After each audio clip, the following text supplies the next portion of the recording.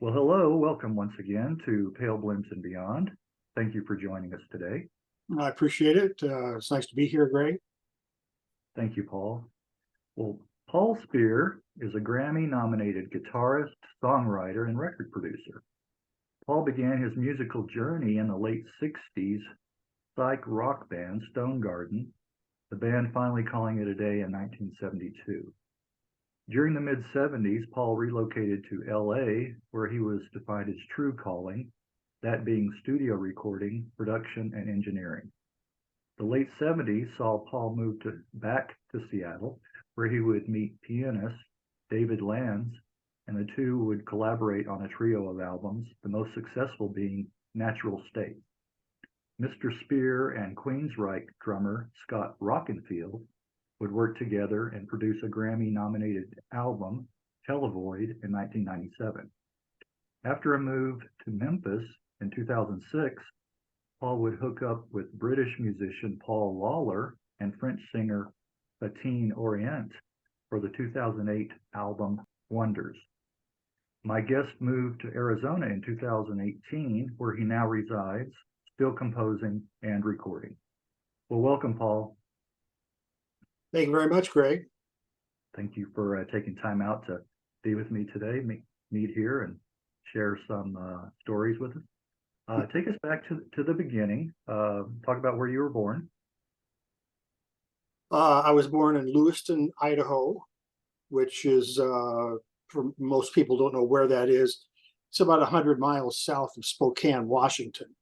And it's right on the border of Idaho and Washington, and across the river is Clarkston, Washington, and the Lewis and Clark, the explorers, actually camped there on the river back in 1805 or whenever it was they were there. Hence the names of the cities.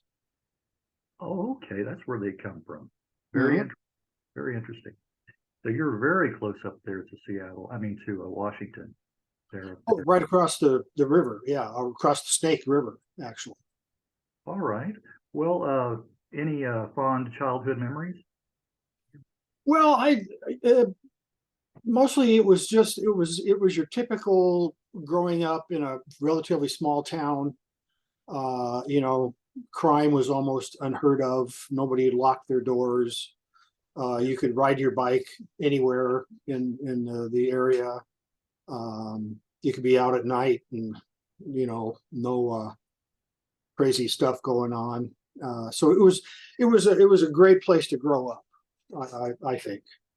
Yeah. How about early on? You remember hearing music being played in the household? Well, yeah, my dad was a hi-fi buff, so he loved high quality music playback. And so, we always had really nice sounding systems, stereos in the house. And he even bought a mono tape recorder. Must have been about 1960, 61.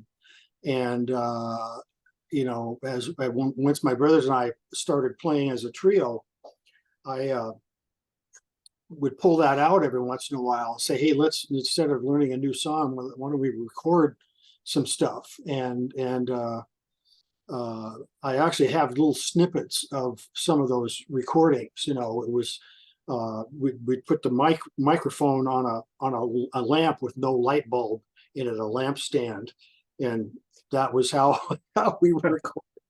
And we were just little kids, I started playing guitar when I was 9 years old, and we had a band by the time I was 12. Wow. And your parents were musicians too, and so the gene was definitely passed. It really was. Yeah, we had an organ and a baby grand piano in our living room. Mm-hmm. And they both played those. And my dad, he passed in 2016, but he kept an organ in all these years, and it was really funny because he would go in his like old folks' homes and play concerts for them. Very supportive. of us too. You know, they paid for some lessons and helped out with our first set of equipment.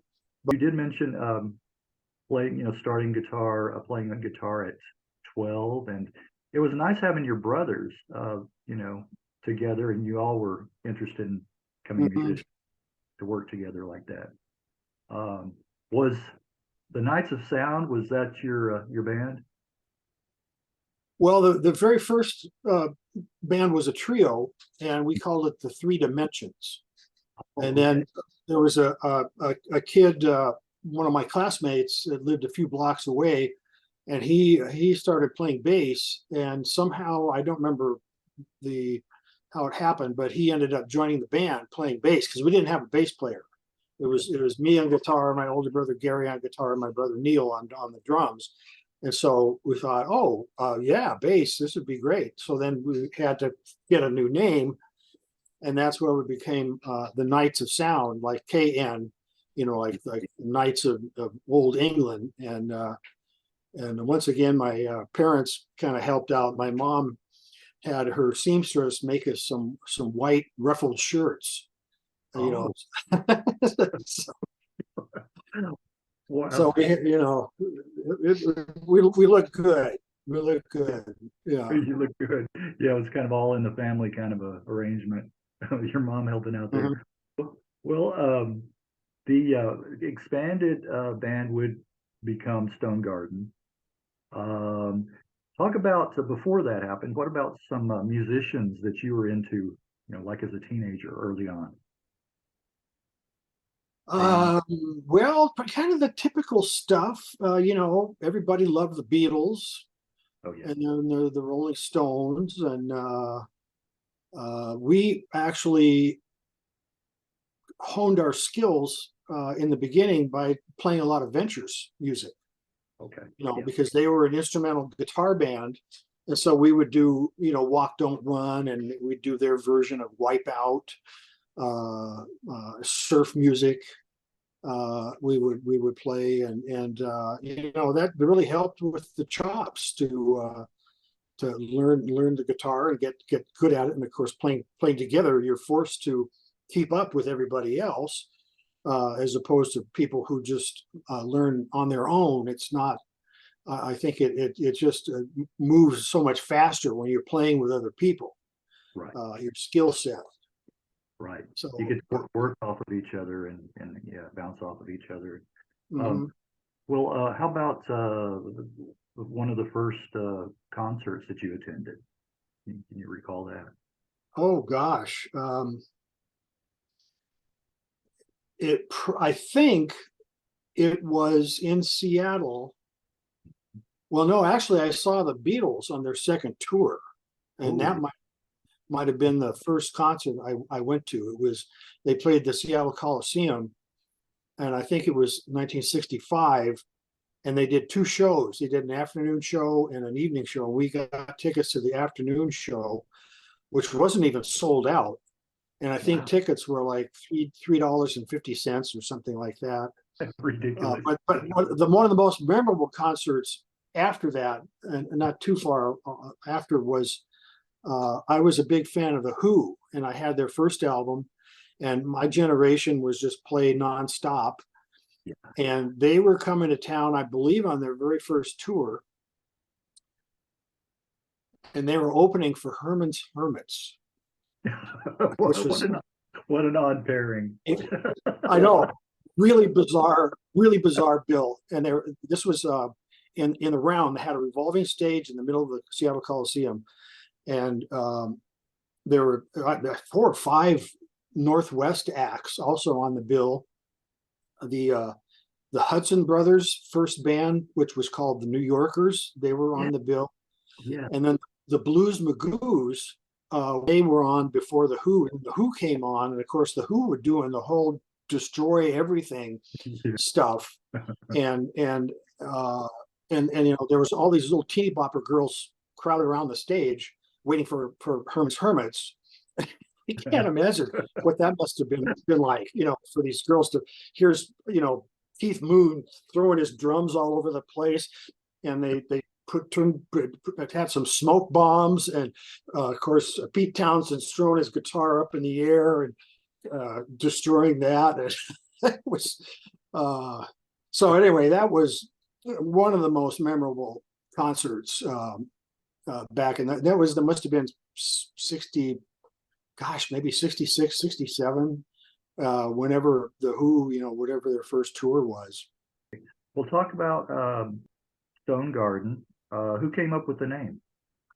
Actually, we acquired a manager, a guy who lived a block away, who actually was playing in another local band and decided to stop doing that because he'd gotten married, but he wanted to be involved in music. His name was Don Tunnell. His name is Don Tunnell. He's still around. And he said, you need a hipper name, because this was 67 probably. And he says Nights of Sound, with all this stuff in San Francisco going on, and you need a cooler name. He saw a poster, which I remember seeing. I don't think I have a copy of it, but it was titled Stone Garden. It was this kind of neat animation thing, and it was a drawing. It wasn't a photograph.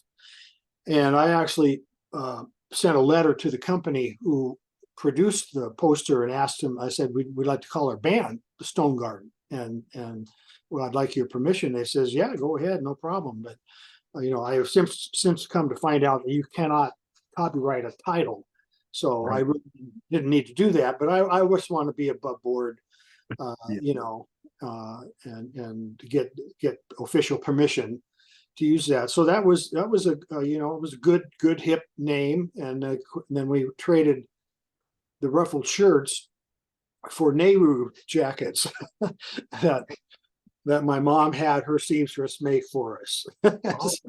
Okay. Wow. So you didn't have to import those. She actually made them. Yeah. Well, so you guys, what was the age difference between you and your brothers? I forgot to ask. I was born in October 1952. My older brother Gary was born in September of 1951, and my younger brother Neil was born in November of 1953. So it was only a year between us. So we were really quite close. Okay, good. Well, you were in high school during the years with the band. How about any memorable shows and gigs? Well, let me kind of correct you. I was in 7th grade. Oh, junior high. 12 years old when we started the band, and our first public appearance was at the talent show. Okay. And nobody knew that we had a band, and all of a sudden here we are on the junior high talent show. Blew everybody's minds. We did like 2 Ventures tunes, I think.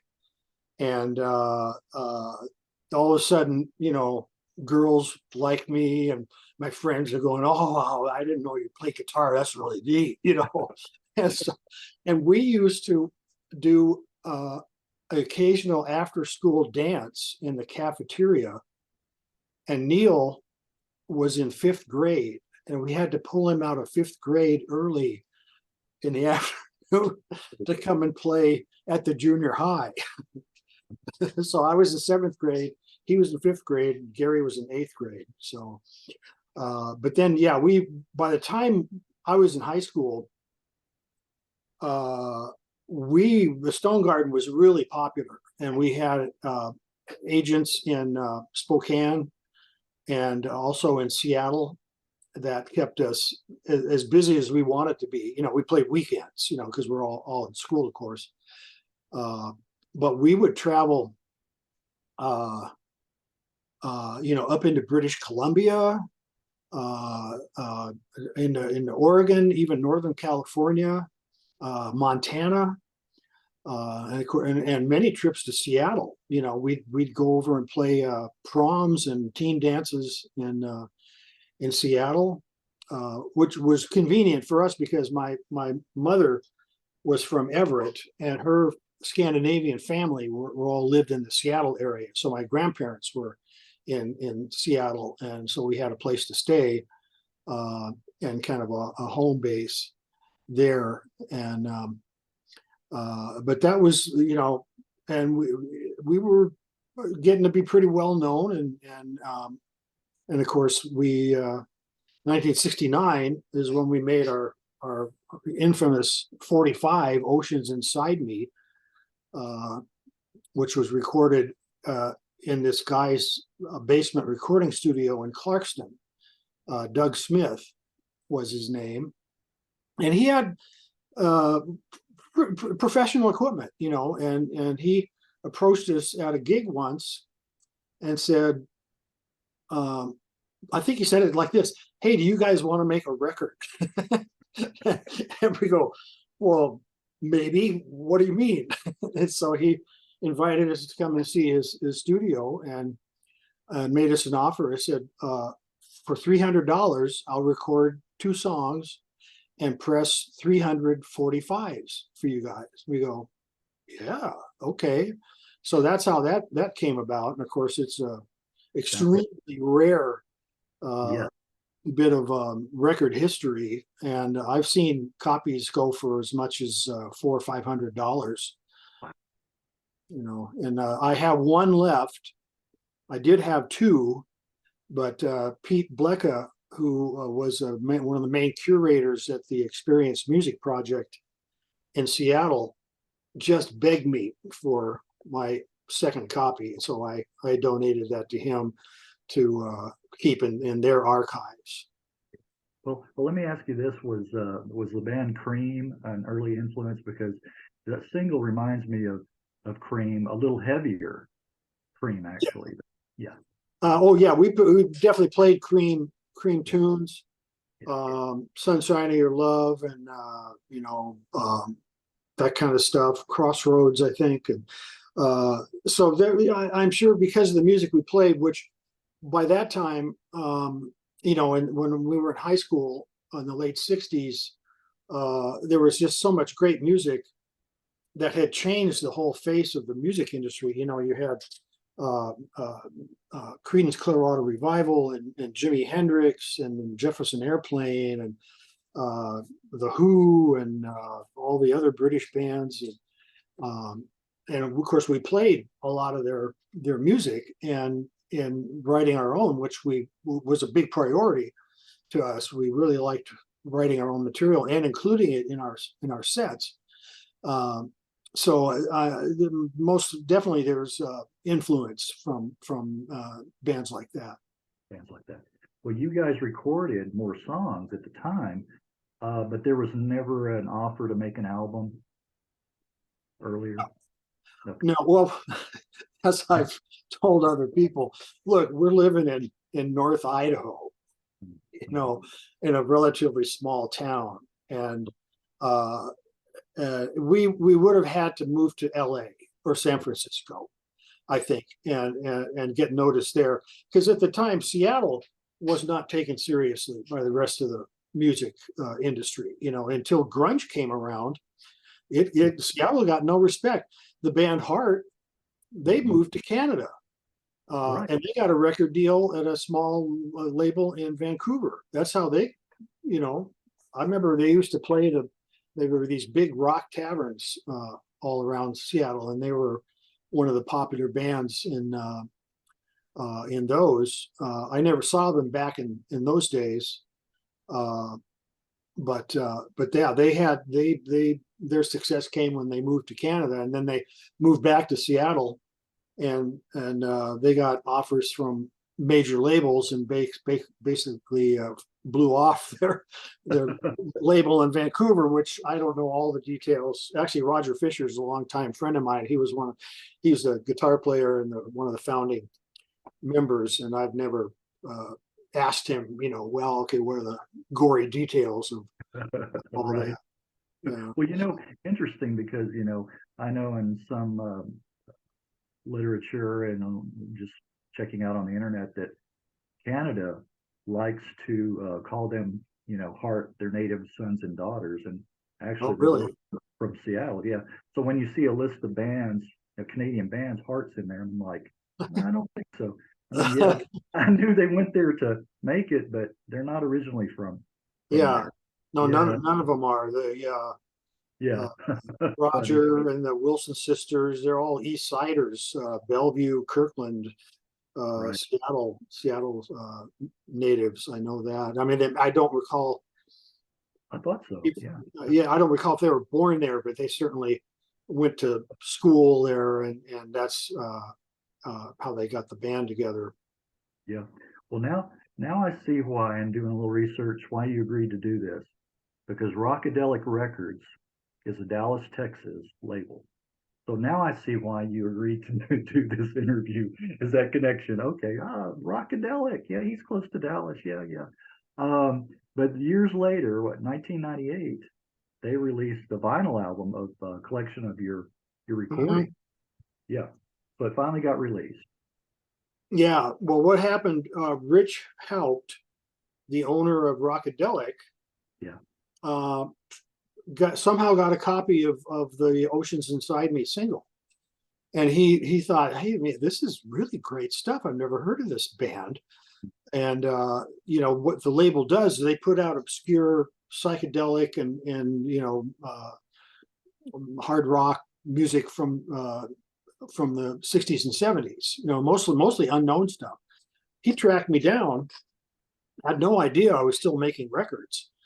And he said, I love this single. I want to do an album. I want to do a limited pressing of 1,000 vinyl LPs.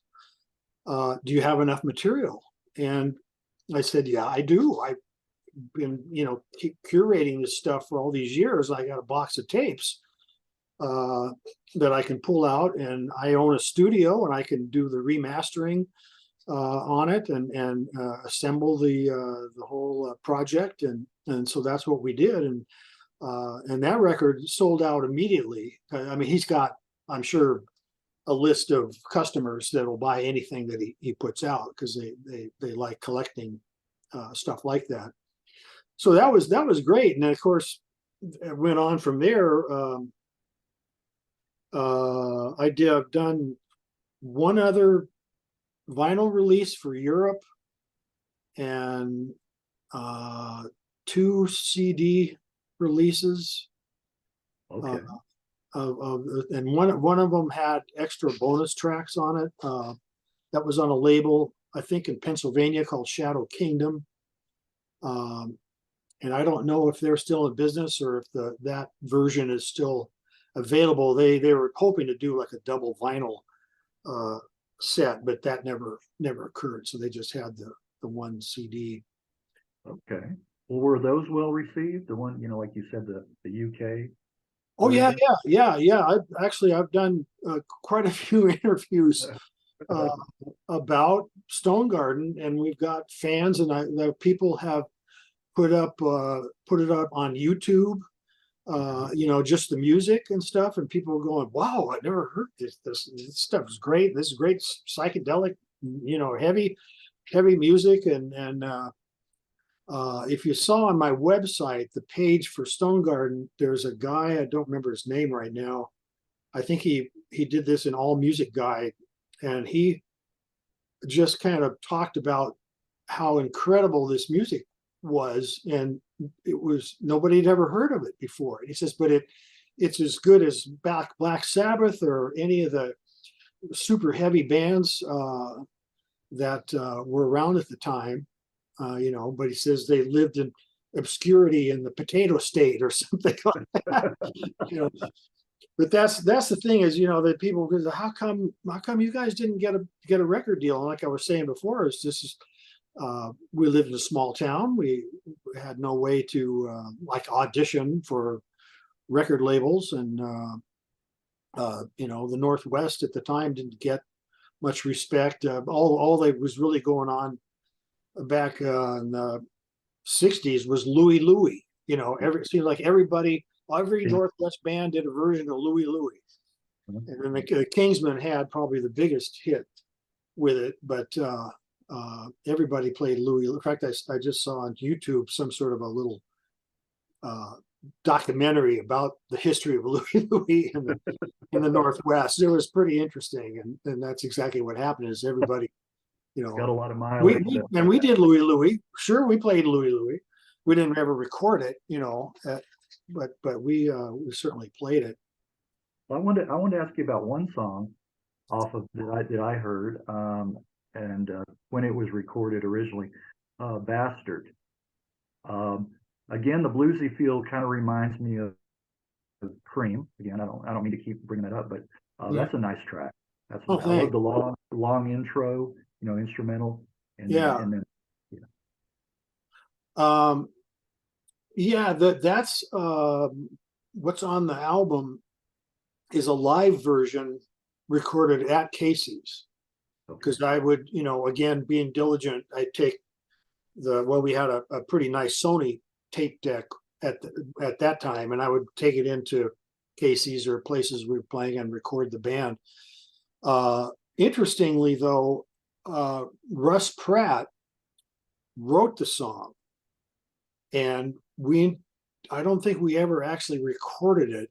I used to use my parents' living room as a recording studio when they go out of town my dad would go out of town on business fairly frequently, and the living room was all carpeted and it had sofa that I could put my brother Neil behind with his drums, and the acoustics were really quite nice, and so we recorded a few times in there with the band that Russ played Hammond organ in, and I'm pretty sure he wrote the song. And then when my brother Gary came back into the band, he left for a while and Russ replaced him. And then when Gary came back in the band, we kept that in the repertoire because it was a pretty popular song when we played it live. And I think we added all this wacky percussion and making weird noises and stuff at on the intro. So the drumming throughout that really carries the song too. I mean, besides the guitar and the vocals, but I really like the drumming in that, especially that one. Well, my brother Neil was a really good drummer. Yeah. He even back then he was really good.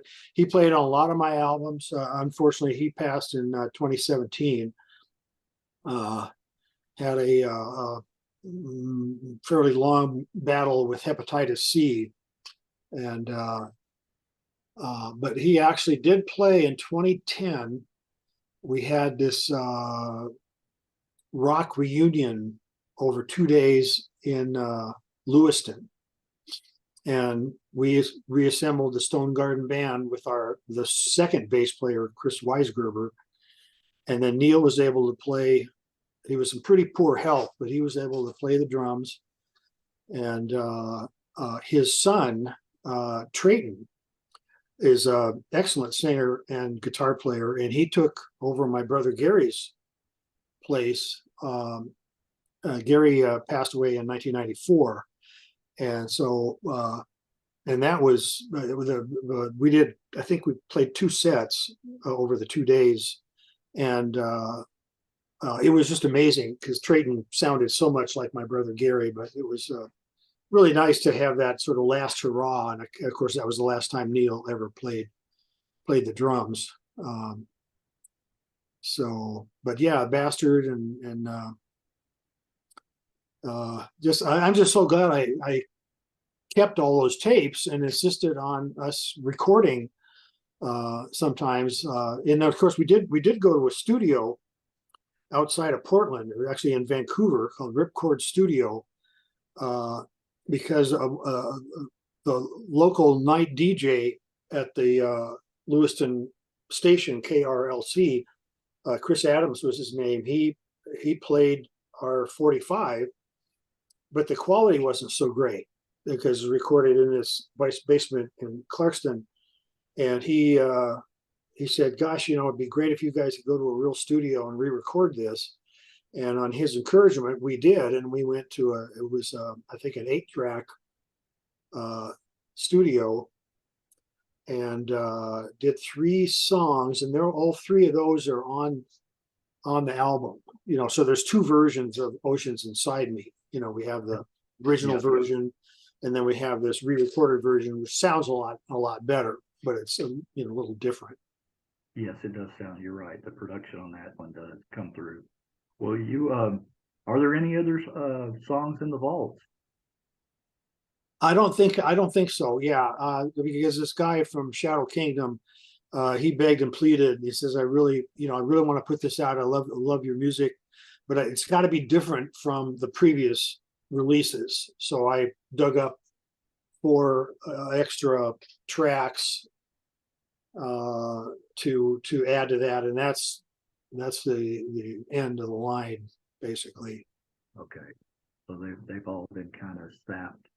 Well, you after high school, you went to the University of Idaho in school music department, and you led this is interesting, a funk horn band. Mm-hmm. You recall the name of the band? Paul Speer Band. Okay, Paul Speer Band. Because I was always the leader of Stone Garden, and I'm just used to being the leader of the band, and I already owned the PA system. I already owned the van. So it's kind of like, who wouldn't want to join my band? Right. It made sense. and so everybody in the band, they were all music majors. Okay. And I'm still in touch with 2 of them. They live in the Seattle area. Dan Adams was the drummer, and he teaches at Seattle Pacific University, teaches percussion. And then Greg Wellsant, trumpet player, he's retired and didn't stay professional in music, but he's always played, and we stay in touch. I get together with them for lunch or something when I get over to Seattle, and we like to reminisce about the old days, because it was fun. It was a 7-piece band, guitar, bass, drums, trumpet, sax, and trombone. And I did a real mix of stuff, popular tunes from the day, and I actually had a few of my originals in there. So, well, these lunches that you had, is any talk about you guys or them working with you on one of your albums or anything? What's the question? Oh, I said these lunches that you've had with a couple of ex-members. Has there been any talk about them working with you on one of your albums? No. I mean, they're nice and everything, but no. The kind of people I work with now are a whole kind of different ball game. Like, for instance, last few years I did I'm a multi-instrumentalist, so I play almost everything on my albums, right? But I don't play drums. So I bring in a drummer, and the last few years I've been using this guy, Ron Krasinski, who I actually played clubs with in LA. That's how I met him back in the 70s. And he's a Nashville guy now, and he's toured with like Olivia Newton-John and Seals and Crofts and Barry Manilow and Everly Brothers. And he's what I call a hired gun. He's never been in a band, so to speak, though actually the Box Tops just hired him and made him a band member. So he's playing a lot with them. But on my new album, I was able to hire Greg Bissonette, who is also what I call a hired gun, and he's Ringo's drummer. He plays in the Ringo's All-Star Band, and he plays in Toto, and he's just a consummate session player, and of course live he's killer too. So I did the sessions. Well, it's been almost a year now because I'm really slow working on my new album, but we did them about a year ago, and he tracked in LA at a studio that he has worked in for years, and I produced a session over Zoom just like I'm doing right now, and they send me an audio feed, and I put on the headphones and produced a session, and we did 5 tunes in 3.5 hours, which is moving pretty fast. But Greg and my friend Ron, they're like that. They can hear the song once, and they don't even want a chart. They make their own little chart. They'll go, okay, what are you calling that? Is that going to be the breakdown? Okay, is that'll be the second chorus? Okay, and they make a little sketch, and they go out and they, 1-2 takes, maybe a couple of punch-ins, and it's there. They're that good. So, and so I don't. Yeah, there's. Anyway, I get to work with people on that level, and Well, so I see why you guys work so well together. And yeah, somebody who can hear it the first time, or maybe and pick it up, have a real good ear for it too. Well, you did play a nightclub circuit for a little while in Seattle. Then later on, you ended up in LA. And then that's where you perhaps found your true calling in the recording studio. well, it gave me the opportunity to actually be in real studios. A few years before, well, let's see, probably early 70s, I bought a TAC 4-track reel-to-reel recorder and a couple of Tapco mixers, which Tapco was the company before Mackie. This is Greg Mackey's company, and he had made some really high quality and fairly inexpensive mixers, little 6-channel mixers. And so I was writing and recording my stuff, from the early 70s on, and carting this thing. I had a case made for it, and I carted this thing around. And so by the time I got to LA, I think it was 1975, I was pretty good at recording, playing the guitar myself and not making mistakes because you couldn't punch in, and getting a sense for mixing and that kind of thing. And so, geez, I'd have to really think about how I connected, but I was able to start doing sessions there, and sort of kind of interning. Was this guy, he went by the name Bobby Paris, and he was mostly a producer. He's also an artist. His real name was Perez, and he had some connection to Bobby Gentry's Ode to Billy Joe record. Oh, okay.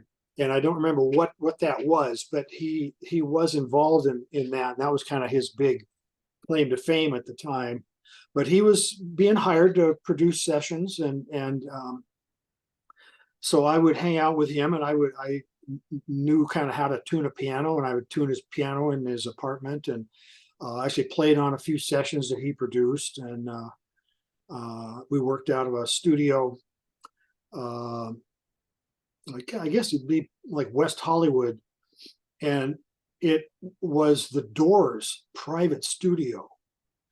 And this was 1975, so this was after Morrison obviously was dead, and the band was not the Doors anymore.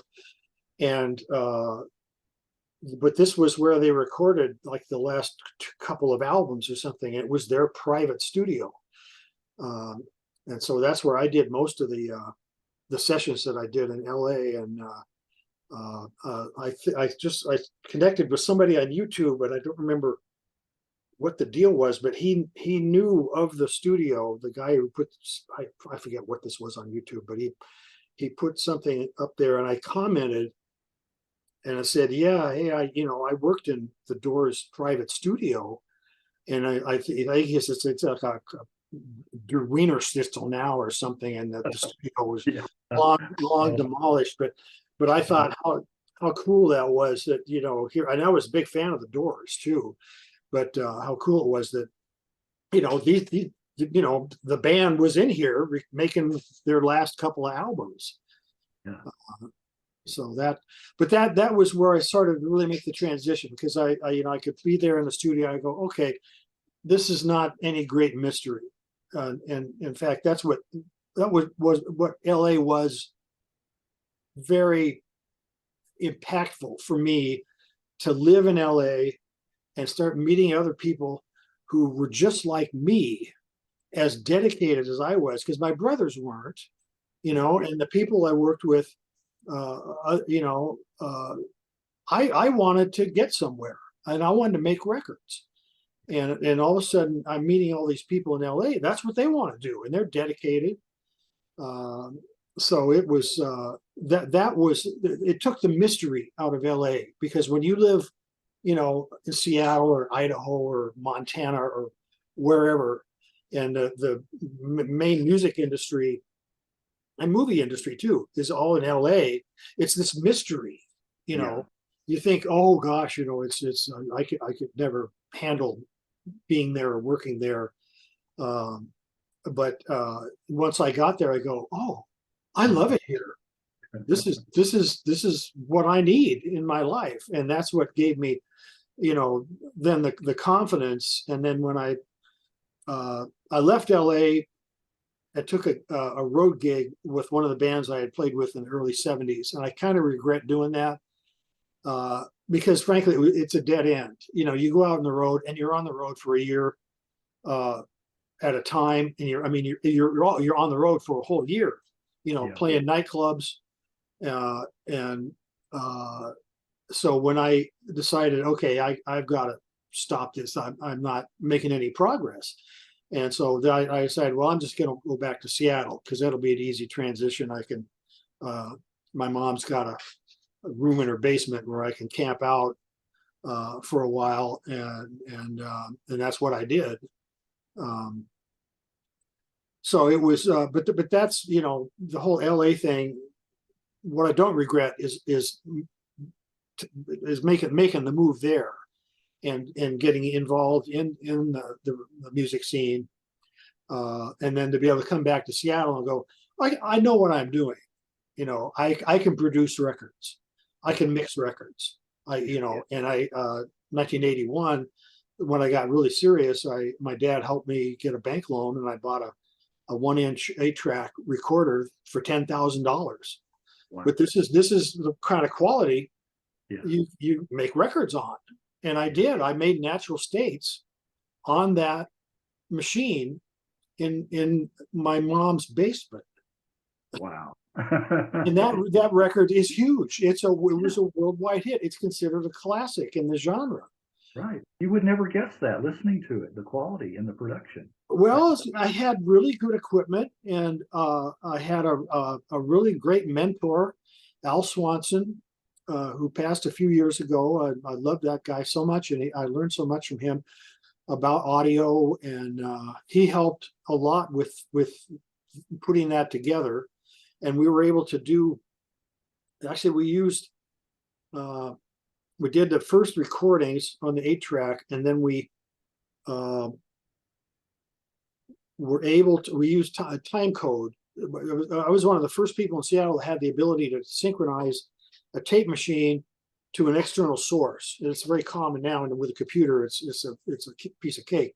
But this was a big deal, to where I could actually synchronize my tape machine to an external source. So what we did was we did the first set of 7 tracks. You have to have one track for the data. And we did 7 tracks, and I mixed those down digitally, submixed those, and then we pulled out another reel of tape and synchronized that with the digital mix, and added the rest of the tracks. So it was actually, we did the album, I guess on 14 tracks, because we had to use a track on each set of tape for the data. But I was able to get the best quality possible, and it holds up. It does hold up. I wanted to interject before we forget, and his name falls into obscurity. I looked up real quick about Bobby Paris. Yeah, he was the credited producer on Ode to Billy Joe, and he kept pictures of Bobby Gentry with her face scratched out. Oh, really? Yeah. I think that's all he worked on, was that one song, and I think it was actually the demo is what got released. I'm not 100% on that, but I think that was the demo. And then remember the string arrangement on there? Well, that was by Jimmy Haskell, who Yeah. that's what he did was string arrangements for a lot of people. I actually got to know him quite well later on through our volunteer work with the Grammy Awards. And he talked about that, and he talked about Bobby Paris and how I forget what he said exactly, but I got the impression that Bobby Paris, was not as involved in the record as much as he said he was. But anyway, Jimmy Haskell did those really cool, those cascading strings, like falling off the bridge, and it was fun to get to know Jimmy, because that guy he worked on just tons of hit records. Yeah, and the strings, like you said, it just accentuated so much the music. Mm-hmm. It was really a nice addition. You're right. Well, talk about how you and David Lanz met. Okay, that also I think was 1981, and at the time I was starting to freelance around Seattle and other studios, because I realized no one's going to hire me as an engineer or a producer, studio owners, because and it's still very common today. Whoever owns the studio, they do most of the work, and there is no staff and there is no turnover. But what you can do, and what I did, I would get clients, and I would say, I would go to a studio and say, hey, I got a band here wants to cut 3 tunes. I can run your studio, give me a good deal, and I'll bring them in here, and it's a win-win for everybody, because I get more experience, and I get to work with people in a real studio, and the studio owner gets to hand me the keys and go away and have fun and make some money. And so we were introduced by one of these studios that I did a fair amount of work at. I think at the time it was called Triangle, and David was starting to be well known as really good at writing jingles, and worked with I was Joe Hadlock out at Bear Creek, because Joe did a lot of commercials, and David was a good writer, and of course he's an excellent piano player too. And so the guys that ran, these 2 guys that were partners that ran Triangle Studios, they liked me and liked my style of engineering, and felt like I would be a really good choice to do some commercials. And then they invited David in to be as a writer, and they introduced us. And so we, I kind of remember the first time I was there in the studio, and we just started talking, and it just we really connected, talking about music and just things in general. We really connected. And at the time, I was fishing for corporate projects, doing original music for corporate stuff, and somehow I hooked up with the phone company, and they had their own video production department, and they do these in-house videos of, like, one of the first ones was ladder safety. and the guy doing it says, hey, write some music for ladder safety. so that was one of the first things I did. And then I so David and I were kind of on the same page with this stuff at the beginning. And I go, hey, why don't you come and we'll try to do some stuff, and maybe we can make some demos and get some corporate gigs. And it turned out quite well. We did a lot of work, but that's how we met. But at the same time, we were both writing our own music. And he was planning to do a solo piano album. And I had been recording what became my first album, Spectral Voyages, once I had the 8-track recorder. And so what happened then is that he released his first album, Heart Sounds, on cassette by himself. And he paid for it himself. And I was working on my album, Spectral Voyages, and around that time I met the great engineer Fred Cotero, who lived in San Francisco, and he's got a list of credits you wouldn't believe. I was a big fan. He actually came to Seattle on behalf of the Grammys, trying to get people to join the Grammys, people in the music business in the Seattle area. And I knew who he was. And I saw this little notice. He says he's going to be at this restaurant on this evening, giving a presentation about joining the Grammys. I went and I sat in between him and his wife because I said, Fred Cotero, I want to know this guy. and we became great friends. And I started sending him rough mixes of what I was working on. And he just fell in love with it. Called me up one day and said, hey, I'm starting my own label and I want you to be on it. And I want this album to be on Cotero Records. And so once I finished the tracking, I took the masters down to San Francisco to a studio in Menlo Park. Gosh, the Music Annex is called. And Fred and I mixed the record. I mostly mixed it, and then he would kind of sit in the back and read magazines and say, well, what about this and what about that? And then it got released, and to my understanding, it sold about 30,000 copies within a year, which would have been the biggest seller on his label. But Fred was a terrible businessman, and he got into bed with some of these other guys from his church or something, and they completely screwed up the company. I never saw a dime.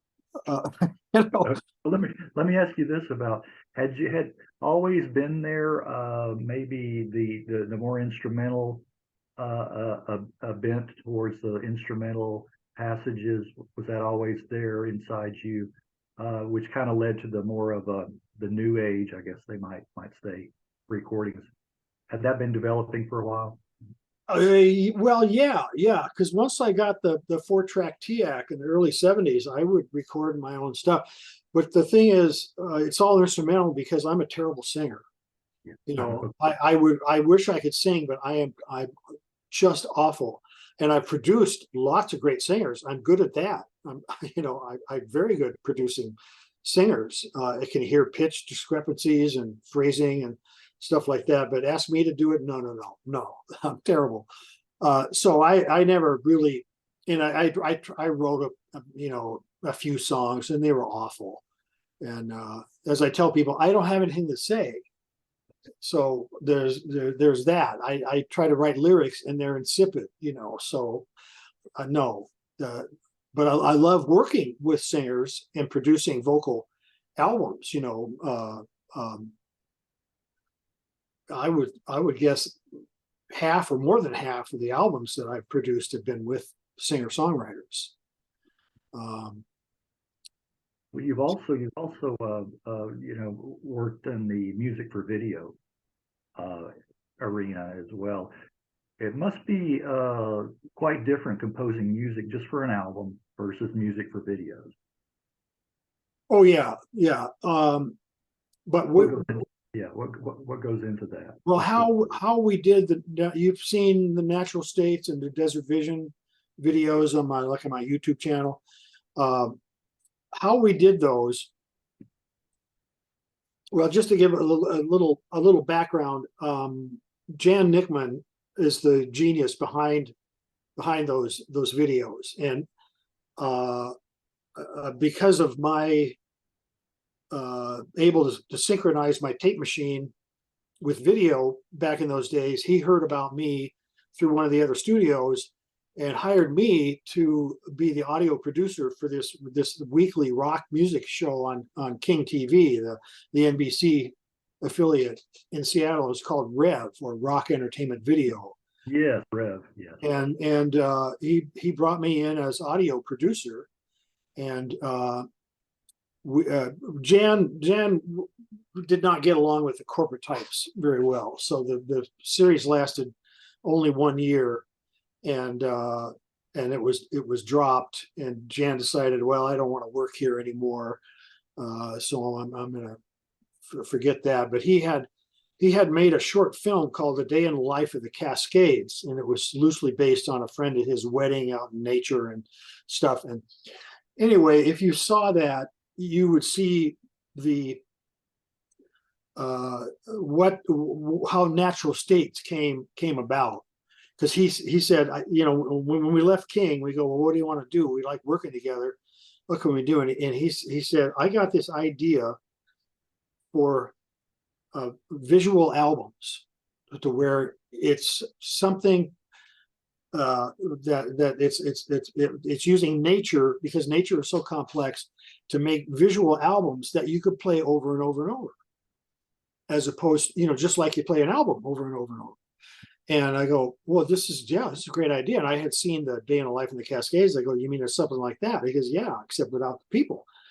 And so we brought in David, and he liked the idea too. He says, yeah, well, let's, you know, Paul, you and I can write the music and Jan can shoot this stuff. And so we did, I think we started out with a couple of tracks, and we had no money. So we just pooled whatever resources we had.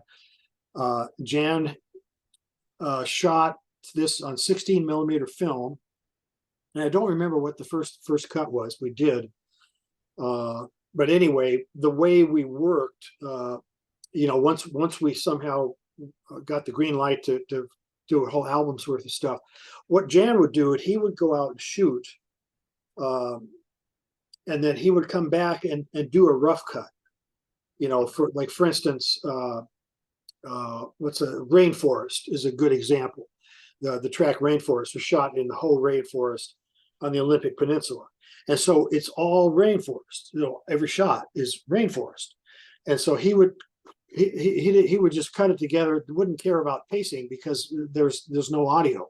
So he just cut it together to give us a vibe to work with. And so then we'd get the video and we'd start playing along with the video, and we you know, and we'd sketch out the tune. We get a format for it, and then we'd do a rough mix, give it back to Jan, and he'd start cutting to the rough mix, because now we had established a form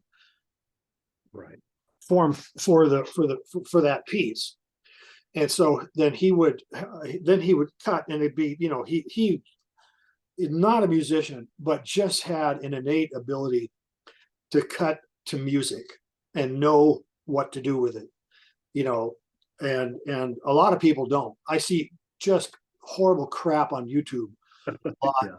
Some of the people that I've worked with, and they put their music out there, and then they, you know, people on YouTube take it, their music, and then make videos to it, and they're just horrible. The editing, they don't understand how to cut the music. Anyway, Jan had that ability, still has that ability, and so he would give us back his cut to our music, and then we'd further embellish the music, because now, you know, it was the piece was established, and we, you know, go and we'd add more layers to it and improve on it, and then we'd give him back the master mix, and he would go into post and do the final edit. And so that's how it worked out. It was just back and forth. And a lot of people don't do that, you know, especially music videos that you used to see on MTV and that kind of thing. Well, the song always started. The song was done. And they'd go to some director and they go, well, what do you want to do? Okay, well, let's get some trains in here and some hot chicks, and you know, and they'd have to cut to the music. They'd have to conform all the images. Where ours was a total collaboration, you know. And I think the reason that it holds up as well as it does today is that it's so unified. And I get comments all the time on my YouTube channel, people that grew up with this stuff, and or their parents, you know, it's people my age. They go, oh man, I tell you, this was on constant replay back in the 80s when it first came out, and I'd get comments from people like in their 40s that said, my parents played this all the time, and it's still some of my favorite music and videos. And So that's really gratifying that I'm still getting the spins and the plays on YouTube, and all that music too is on all the streamers, the Spotify and the Pandora and Apple Music and Deezer and whatnot. They're playing everything, which is really nice. Well, yeah, I wanted to say, not to belabor this point too much, but it must have been fascinating to see your music take on a life of its own, or a new life, with the video, and vice versa. Like the video taking on multi-dimensional, back and forth when they're complementing each other like that. It's similar to like a soundtrack, I would say. Somebody who's creates the music, composes it, and then sees a finished product in a movie. It's like, wow, it takes on a new life. It really does. Yeah. Yeah. Yeah. So I'm really quite grateful to have created this stuff, and then of course we did Natural States and Desert Vision, which are the blockbusters for sure. Back when all you could buy was a VHS tape, they sold like crazy in Radio Shack and the Nature Company, and they were extremely successful, and the music was too. We were distributed by Narada, which doesn't exist anymore, but they were, national and international label, and we charted in Billboard with both those albums. But then, we did a sort of it didn't really quite happen. We did basically a feature called Third Stone from the Sun, and it was kind of a mix of Natural States and it's hard to describe it, but we had people, the script in there. Linda Hunt actually was one of the actresses that did some of the script in this, the voiceover. But that really, it was in a few festivals, did well there, but it never really took off. And then the company ended, oh gosh, I don't know, about 1998, something like that. That's a whole nother can of worms, how Miramar ended. But of course, that's how we released the Natural States, Desert Vision, and quite a few other video projects too. The company got quite large. We had like 25 employees at one point. But then I went on to do, I did the Oculus DVD, which was my homage to Italy. But that was on standard definition. So it was just, like a few years before the HD and cheap cameras you could carry around was available. So it doesn't look so great, though. There is this newer AI type stuff, I guess, where it can take old video like that's not very high resolution and really improve it. And a friend of mine actually did this to Natural States, Desert Vision, and Televoid. Mm-hmm. And I have them. I've been meaning to upload them to YouTube, but they look amazing. And so that's something I'd like to maybe do with Oculus as well. But it's the visual. Did I do any other ones? I can't. Well, we'll talk about your work with Scott Rockenfield on Grammy-nominated Televoid. Yeah, that was our first project, and we met through a mutual friend, Tom Hall, who was an engineer at a studio in Bellevue, Redmond, actually, where Queensryche recorded their first EP, and Tom engineered it. And so this was, oh gosh, when was this, 83 probably? 1983 is when they did that. And Tangerine Dream was on Miramar for a few years, and we recorded a live concert with them in Seattle. And Tom and Scott were friends outside the studio, and they both wanted to they came to the Tangerine Dream concert.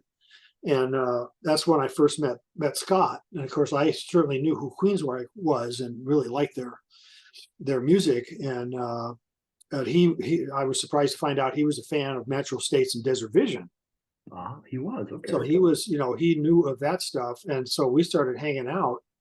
And he said, man, it'd be great if you and I could compose music for one of your projects at Miramar, one of your video projects. And we floated the idea to my partners there, and that's how Televoid came about. They had been sort of harvesting computer animation from schools around the world to maybe put together some kind of a project. Because what would happen is, did you ever see Televoid? Have you seen any of that? No, I haven't seen it. Okay, well, it's bits and pieces from all kinds of creators. And Mike Boydston, who did the editing, just did a brilliant job of taking all this stuff that none of it really went together and turned it into what Televoid became. And somehow, when we floated the idea of doing something with Miramar, they said, hey, maybe we can, they're the right guys to make some music for this computer animation stuff we've been collecting. And so anyway, that's how that came together. And we did it basically the same way as David and I worked with Jan, in that Mike would do a rough cut, and then we'd get that, and then we'd start composing to the music. We'd give him a rough mix back, and he'd be, again, the same back and forth kind of thing. But yeah, that was back when the Grammys had the long form music video category. It's changed over the years. It was like, what is it now? Music film and just music video or something. I don't know. But that was, I didn't think we'd win. Lou Reed won. There was some documentary that they made after his death, and of course everybody knew who Lou Reed was. They didn't know who we were, and unless you've seen the video, there's not much you can, why would you vote for it? Right. So, yeah. Well, I was going to say, it's really interesting to find that somebody in a totally different genre of music, like you said, Scott, would appreciate your music. You would think, well, they just eat up and they just, love their own style, and they don't kind of branch out. But a lot of these musicians are varied, Oh, yeah. and their influences come from all over, Yeah. So, Scott nowadays is doing a lot of soundtracks. He's essentially left Queensryche. That's a whole drama in and of itself, and I don't know the details because we aren't in touch anymore. But he always wanted to do soundtracks, and I think that's what when he met me, he said, I think Paul and I can use this to get my chops together doing soundtracks. And in some ways that's what Televoid is. It's a soundtrack, and then we wanted to keep working together. So we said, okay, well, let's make an album. And Miramar doesn't exist anymore, so I'm going to start my own record company, a little boutique label called Rainstorm Records. And so that's how Hell's Canyon came about. We just wanted to keep working together, writing, making this kind of instrumental hard rock fusion music, and that came together really easily. I'm real proud of that record. I think it sounds terrific, and what a drummer!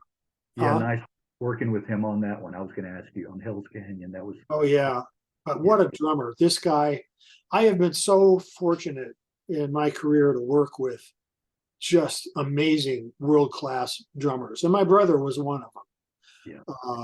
He toured with us, and he played on Natural States and Desert Vision, and 3 or 4 of my solo albums, and other people I produced. I get him a lot of business. But I hired Mike DeRozier, Heart's original drummer. to play on sessions in Seattle. Uh-huh. And that guy is like, well, I call him the John Bonham of Seattle. You know, he's got big drums. He's a big guy, and boy, when he hits, it's really something. And then there's a guy named Steve Hill. In fact, I haven't been in touch with him in a long time. He played on the Oculus album because my brother Neil couldn't play at that point, and he's a really great drummer and did a fantastic job on there. And then once I moved to Memphis, because of social media, I was able to find Ron Krasinski, who like I said, I worked with him in the 70s in club dates in LA. And this guy was an incredible drummer back then. And so somehow we connected via Facebook probably. And it turned out he'd moved to Nashville, and he was, working sessions there and doing tours and doing all this stuff. And so I would bring him over to play on sessions for other people, and of course on my stuff, bring him over to Memphis to Ardent Studios, which is just amazing, world-class studio. Yeah, talk about recording there. Yeah, where so many great artists and albums. Yeah. Oh, the walls are full of gold and platinum. And I got to know the owner, John Fry. Sadly, he passed a few years ago. We would go out to lunch and talk about the music business, and super, super nice guy who just really built besides the studios, they had a publishing company, they had a Christian record company, they had video production, they had mastering, and it was a big complex with this really neat garden in the middle. It was a fantastic place to work, and the room I was in mostly was Studio C, which they had to build especially for ZZ Top, because ZZ Top loved recording there so much they couldn't. They'd have to tell other people they can't come record because ZZ Top's in our second room for 3 months, and so they said, well, they're going to keep coming back because they're having hits. So they built Studio C, and that's where Stevie Ray Vaughan liked to record, and I think Joe Cocker did a record in there, and Isaac Hayes, and like I tell people, the mojo in there is just incredible when you think about other people. It's like being in the Doors studio, going, Right. The Doors were here. They made music in this room. I forgot to ask you about that, being in the Doors studio. Did you feel any spirit of Jim Morrison when you were there? Not really, because I was young. I was like 23, I think, and just trying to get going in the recording industry in LA and learn what I could. And thinking back on it, I have more of a nostalgic appreciation for being in that studio now, and knowing that the Doors, that was their personal space to rehearse and record. So, but Ardent Studio, that's I kind of miss that place because it was a fantastic place to play drum for drum tracks. I mean, the rooms they sound wonderful. John Fry did a amazing job building the studio, and the gear is all kinds of always in great shape, and they would give me a really good rate to record there. Well, backing up a little bit, back in the day, MySpace, was a good place to connect and find musicians, and it worked for you a couple of times. Paul Lawler, yeah, you met, and then did I say her name right? Satine Orient. Well, I would say Satine Orient, but that's not her real name, and she's since changed her sort of stage name, I guess, a couple of times since then. Okay. Her real name is Stephanie, and but I don't call her Stephanie. Uh-huh. She goes by I think it's Sylphania now or something like that, and she's still doing some music, but she's a school teacher is her source of income. And but we met on MySpace, and I forget how it all came together, but Paul and I had written the album and close to finishing it, and I connected with her, and I said, "Hey, Paul, I met this really neat singer from France, and I think it'd be neat to have her do alternate versions of two of the tracks that I wrote and sing them in French." And he said, "Yeah, cool. Why not?" So, but Paul and I, even though I wrote sort of more some of the songs than he wrote more of some of the songs, we gave each other co-writing credit on all of them, which was a good way to go. But I don't know, did you have a question about Satine? No, no. I think Just that I met her on MySpace. yeah, that you met both of them, and that it was nice that she added to a couple of songs to that album. Yeah, so that was interesting. Well, did you have a good feeling about Paul Lawler before you worked together, that you guys would work well together? Did you? Well, yeah, I liked his music a lot, and because he was doing what I called my last album, Sonora and Odyssey. I call it new age music with teeth. Okay. And it's a good way to describe it because it's edgy. It's just not this mellow, floaty, let's meditate sort of stuff, but it's a lot of it would qualify as new age genre. And that's what he was doing, what I would call some new age music with teeth. It had an edge. It had, more to it. And he was obviously a fantastic musician. He plays keyboards a lot, but I think he started out on baritone horn or something like that, but he plays all these exotic flutes. And so you hear those on the album, though his flute work along with his keyboard, and he's pretty good at programming drum parts. And so that was an easy record to make, and we just I never met him. He lives in Manchester, UK. Mhm. And even though my wife and I went to London for our honeymoon in 2008, I didn't meet him. I don't think we had started recording yet. We were talking about it, but it's like a couple 100 miles away, and it would have been a long train ride for us to go up there or him to come to London. But we never met. I finally did meet Satine.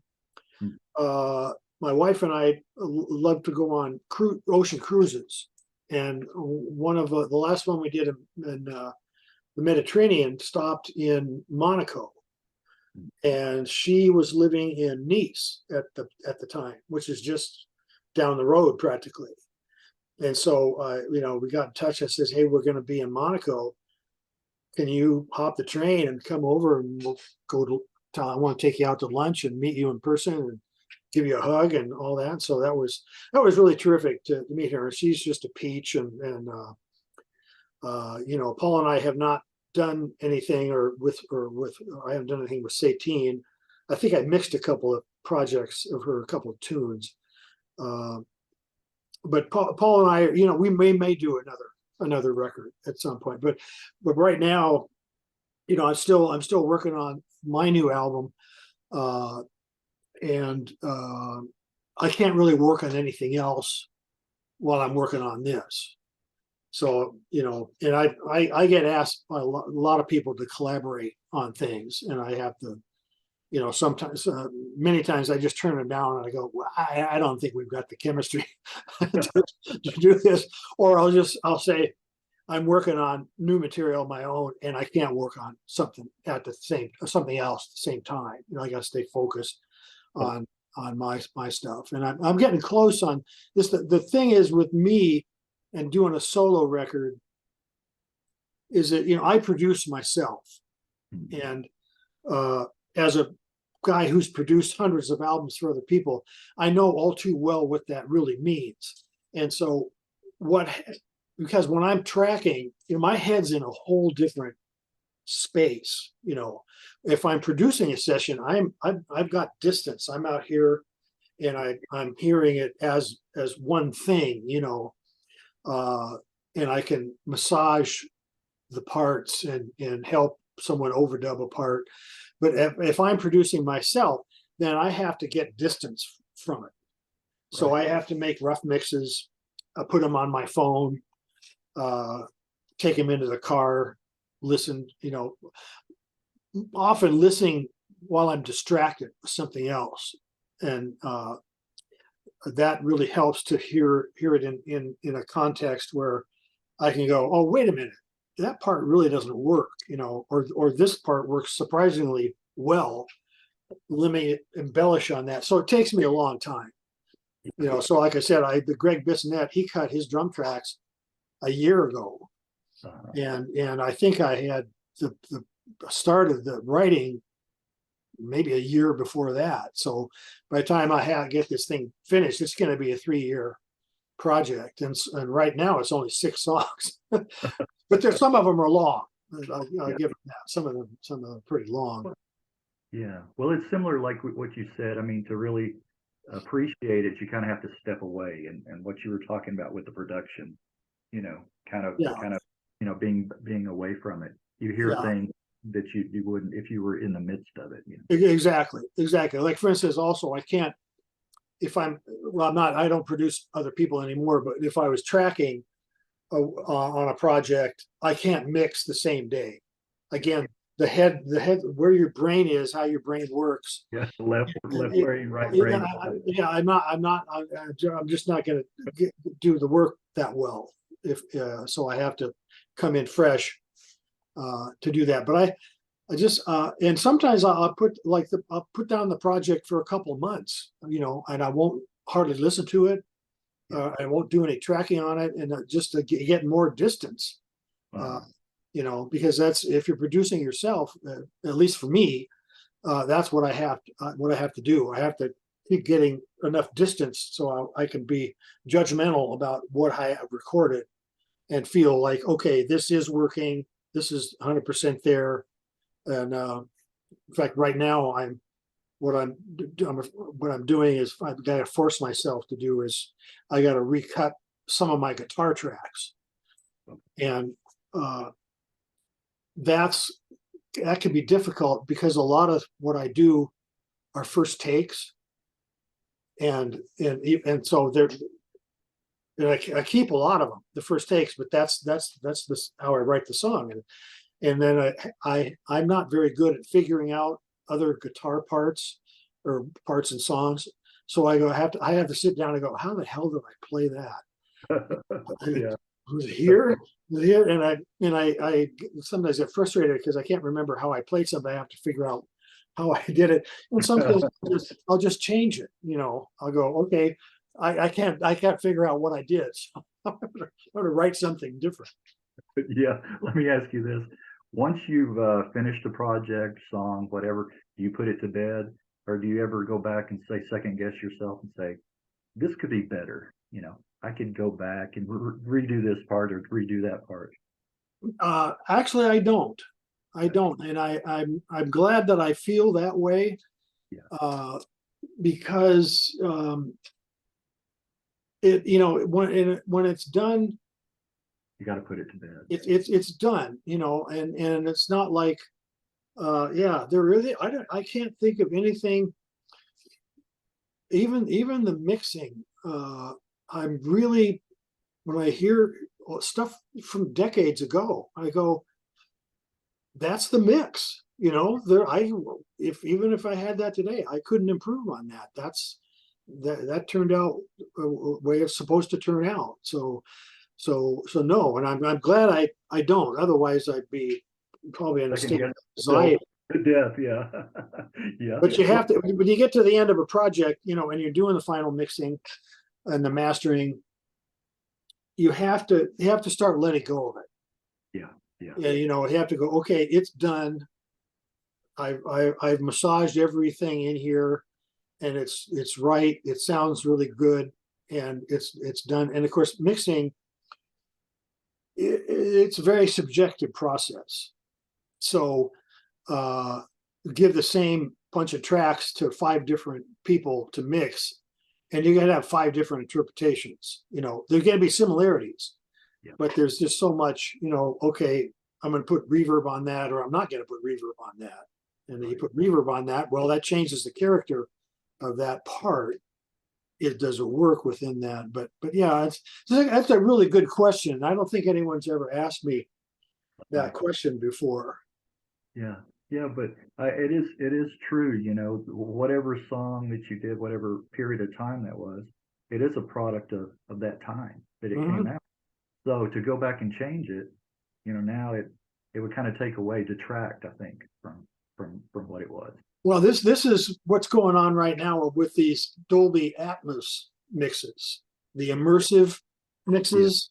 Yeah. That's what's going on now, because what's happening, I mean, and then the controversy is you're taking these well-known tracks with, like, the Beatles, for instance, or the Beach Boys, and they have the ability to separate the tracks out, which they didn't use. I mean, as everybody knows, Sgt. Pepper was recorded on a 4-track. Right. Well, with today's technology, they can extract all those parts into a multi-track session, remix it for immersive audio, what is it, 9.2.4 something. I've done surround mixes 5.1, but I've never been in a studio that was set up for Dolby Atmos. But they're saying, if you take it and change the character of how it's listened to that much, is it legitimate? Yeah. Are you hurting or helping, or just, I think maybe the best answer is, look, it's a different interpretation is all. It's not better, it's not worse, it's just different. And if you come into it, I think, with an open mind like that. But boy, I've heard some absolutely dreadful stuff on Apple Music, because you can use just regular headphones and say, okay, give me the spatial mix, or whatever they want to call it, and oh man, I haven't heard anything that's any good yet. So, but that's that kind of ties into what you're saying about, do you ever, do you regret something in the past that you wish you could redo it? Well, with this stuff, and they're able to get, they call them stems. So the stems, they make the stems from mixed music. They can take the stereo mix and create stems where they pull out the drums and pull out the keyboards, and they pull out the vocals and put them on separate tracks. And that's how they're able to do these immersive mixes. Yeah, exactly. And it kind of goes along with vinyl versus CD. I'm a proponent of both. I've got, you see behind me, a bunch of albums. Oh yeah. And CDs. But for those albums that were like, one side was just one long track, I mean, it's different movements are called different songs, but they seg right into each other. So there's no stop and start. When you listen to an album, that's what you get, the one long, track. But then the CD, coming along, and it just abruptly stops. So that's kind of, I could see the technology in that, but then they couldn't just let it go, into the next track. So separating tracks like that. Oh, it's 6 of one, half dozen the other, on a lot of that. But yeah, those ones that were just, that's what you miss with the vinyl, is hearing just the whole thing fluid all the way through. Yeah. Well, as you probably know, vinyl has made a amazing comeback. And I still have a bunch of vinyl. I still have a turntable behind that keyboard right there, which I don't use very often. Yeah. But I kind of miss vinyl, but I don't miss the the surface noise and the clicks and pops, and having to clean the thing, get out your little washer deal and clean the vinyl. But the CDs, when CDs first came around and they started remastering older music for CDs, a lot of people really screwed it up. Yeah. They really EQ'd it. They're very harsh. Right. Exactly. But And that's I have all. a lot of them that are just the sound quality very, if you try to put like a compilation together, you get some that are recorded louder than others, and Right. Yep. Yeah, it's finally getting some consistency there, but there for a number of years there was what we call the loudness wars, where with the digital you could create just this incredibly loud track without causing distortion and clipping, but you can make it really, really, really loud. But there's trade-offs too, because it squashed the music so much, then there was no dynamics, but that's finally, we've gone past that. It's been a few years now, but that's that was a big problem in mastering for a number of years, this loudness thing. Well, we'll talk briefly about the new album, The Progress. Okay. Well, so far it has kind of a outer space vibe. Okay. And the current working title is Zero Gravity. Okay. And like I have a title called Europa Spacewalk. And so this is a moon of Jupiter, I think, Europa, where there might be life, you heard that. And it was in 2010, A Space Odyssey. I think it wasn't in 2001, but it was in 2010. Where they say, don't come to Europa. You can go anywhere, but don't come here. Anyway, so that's, and so you listen to it and you go, oh, okay, I could see somebody on a spacewalk over the Europa moon. And I'm using a lot of sequences in it, which sort of have this electronic vibe to it. But then, of course, I have the organic drums, and my guitar is very organic. So it's a mix of these textures. But I like it. I really like it. I make music for me first. I make music that I can't get anywhere else. And like for instance, Sonora and Odyssey, my wife and I love to go hiking here in the desert. Well, I wanted some hiking music in the desert. And so I wrote Sonora and Odyssey.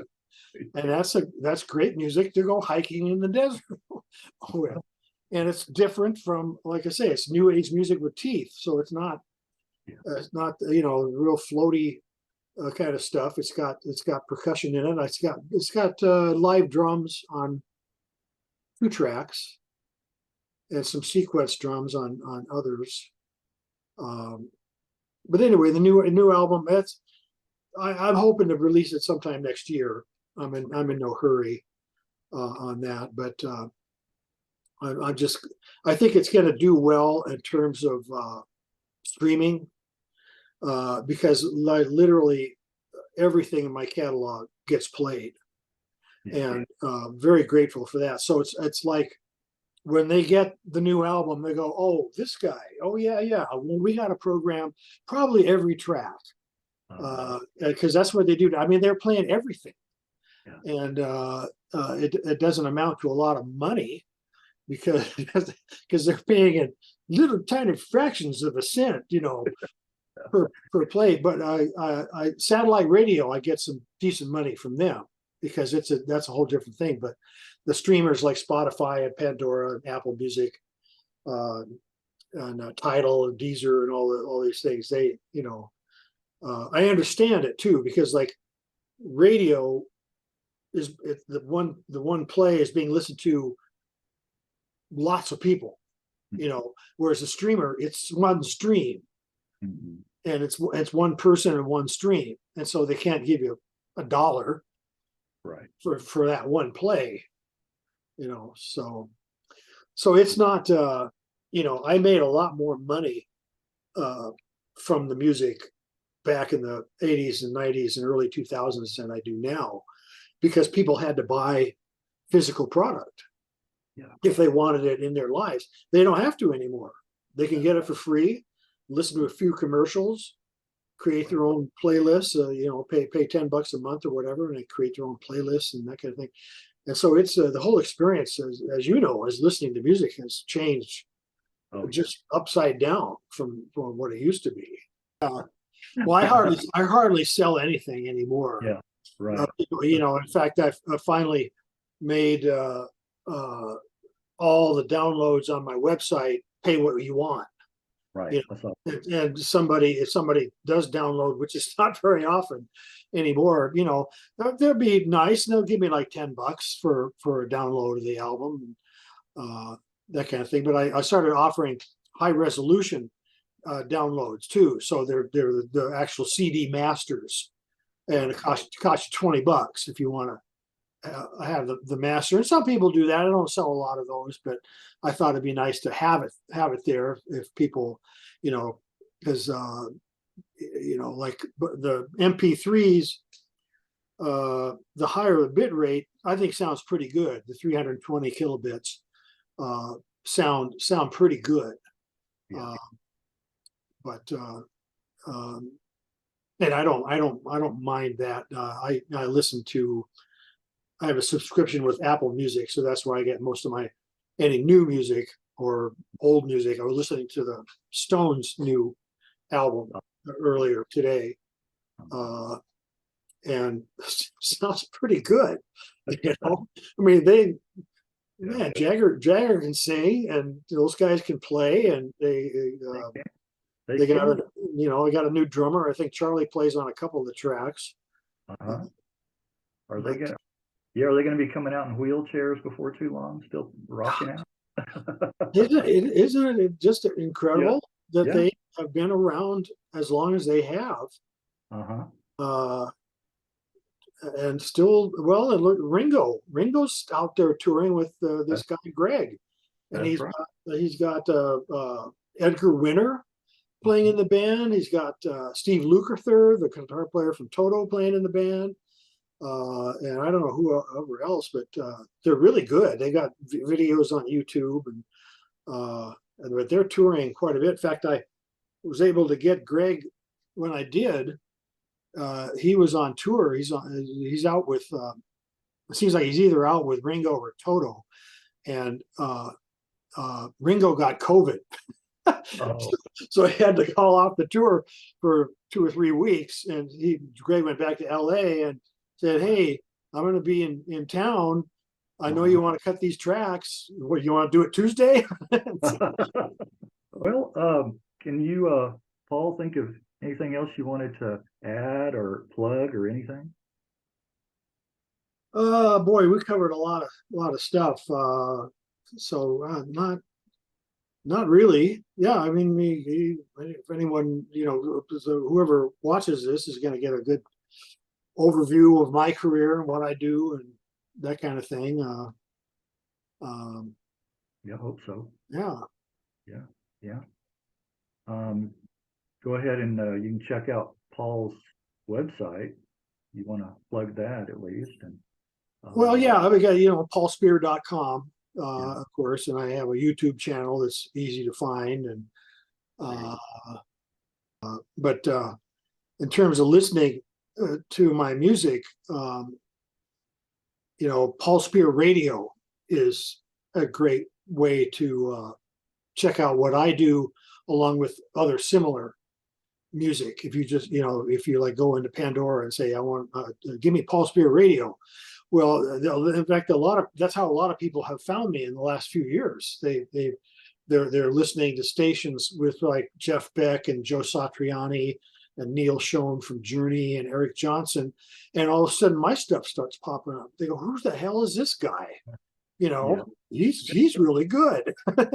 And so every once in a while I get these messages through my website saying, hey, I'm recently found your music, and I don't know how I missed you all these years, but I just and it's nice that they take the time Right. to find my website, and I have a contact page in there that most people don't pay attention to, but I have a thing that says, I will listen, I will read your message, and I respond to you, and I respond to everybody who does leave a message. But it's great to get these messages, or sometimes I get other people who says, I've been, your music has been part of my life since the 1980s, and I just want to send you a message and say, great, you're still making music, and thank you for all the memories, that kind of thing. I'm living proof right here that Paul does respond. He answered mine. That's why we're doing this. Yeah, So, but I think yours is one of those that went to my spam oh yes, it website. did. Remember, I went in there and I go, wait a minute, what's this? And it was just like a week prior you had sent that, and I had to flag it as not spam. And the only spam I get on my website are legitimate messages.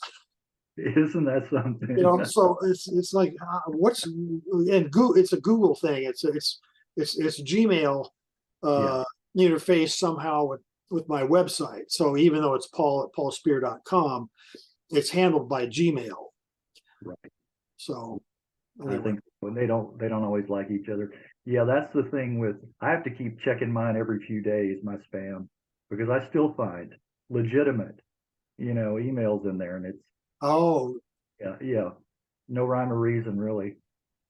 Well, Paul, I do appreciate it. Thank you so much, spending time and sharing some recollections and stories. Mm-hmm. You're very welcome. I enjoyed it. Like most people, you like to talk about yourself. Yeah, exactly. And I've got stuff that happened in my life that is interesting to people, and so it's always fun to do that. Enjoyable experience. So, you mentioned the phrase earlier, win-win. To me, that's what this is. It's a no-brainer. It's a win-win.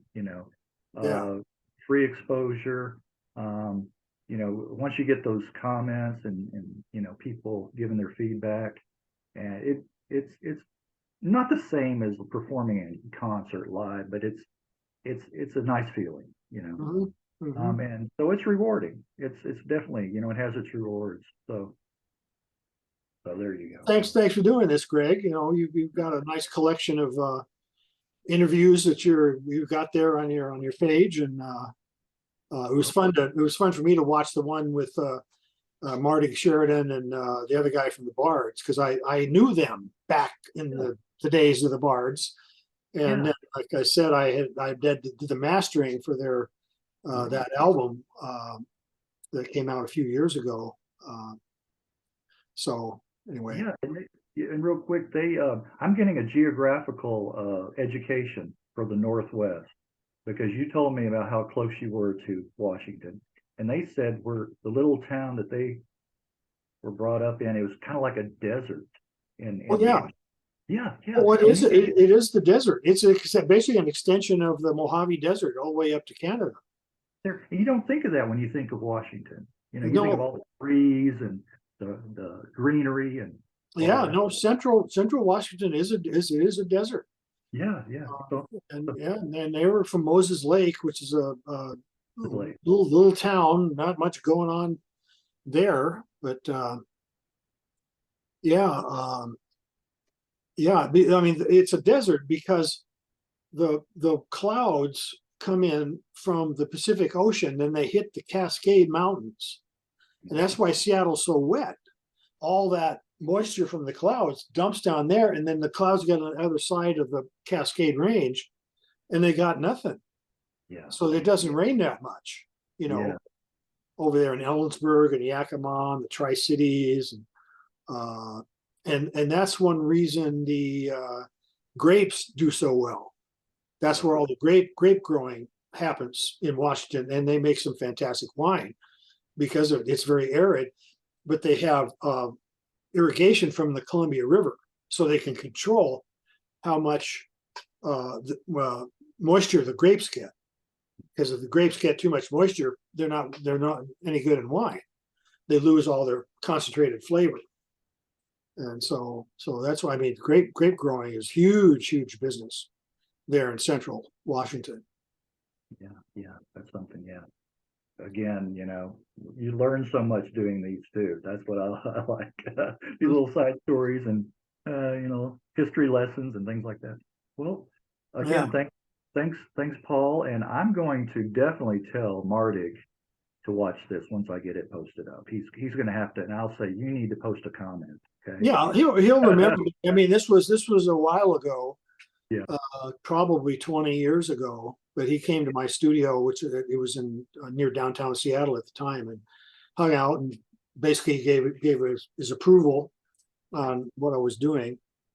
Yeah. So, but yeah, he'll remember me, and he probably won't remember that I actually loaned him some gear when they played Casey's once back in the late 60s. He probably won't remember that. I don't think I ever mentioned it before, but anyway, yeah. Well, that's selective memory when you do that. Yeah, probably. Okay, all righty. Let's wrap it up. You hang up. No, you hang up. You hang up. I hang up. All right. Well, I appreciate it, Paul, and we will be in touch. Okay, send me a link when it's up online. Okay. Yes, I sure will. Okay. Okay. Take care. Bye. All right. Bye-bye.